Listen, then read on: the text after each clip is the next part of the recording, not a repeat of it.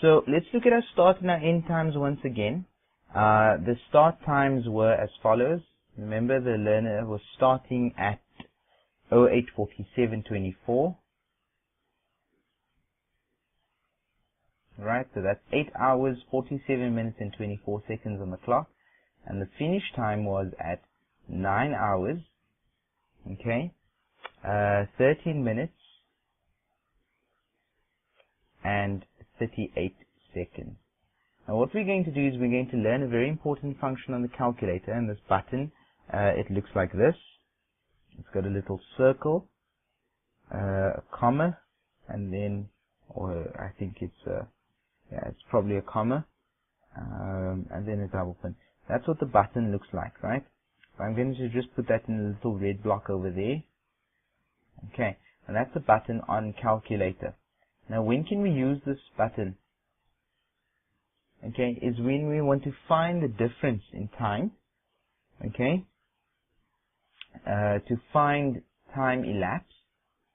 So I'm going to make a note for you there.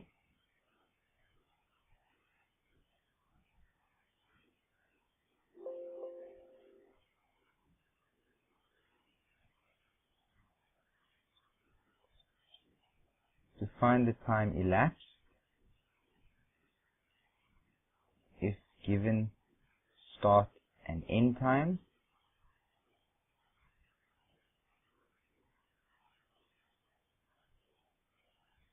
on the same day, right? Because of course it's not going to work if we're looking at times between two different days, because then your values are going to be bigger. Okay, to find the time elapsed, you're given the start and end times on the same day. So I want you to write down these two figures, and then I want you to work with me in your calculator. And you also need to remember that we calculated that that's going to be 26 minutes and 14 seconds is the time elapsed, right? I'm going to write that down as well. 26 minutes and 14 seconds, right? That's what it looks like. So let's go and do that on the calculator and see what it yields. And remember, you need to have that. So we're going to take the top one minus the bottom one. I'm going to use the appropriate button on the calculator, which looks like this. Okay, so here's my calculator. Okay, so you probably, possibly, most definitely, most likely, have a calculator that's the FX82ESZA Plus.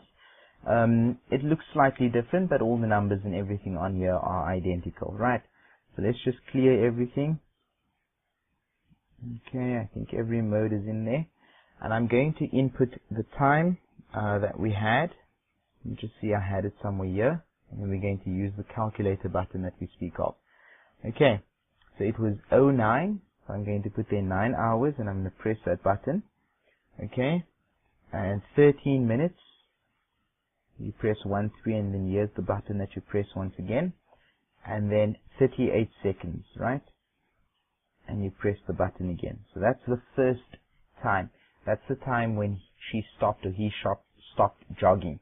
And then we're going to minus, and we're going to say it was 8 hours then.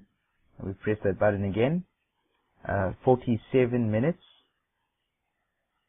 right? That has passed, and 24 seconds.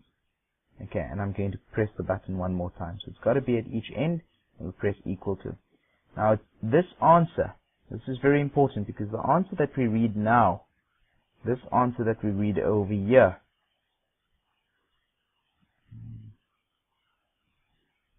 this answer, yeah, okay, this is read as 0 hours, right, 26 minutes,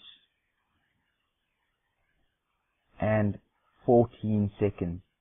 Okay, so that was the important thing to note over here, right? And there we've seen how to do it on the calculator. So I encourage you to check your answers after you've shown us how you do the calculation, just the way I laid it out, and you can also check it on the calculator. Okay.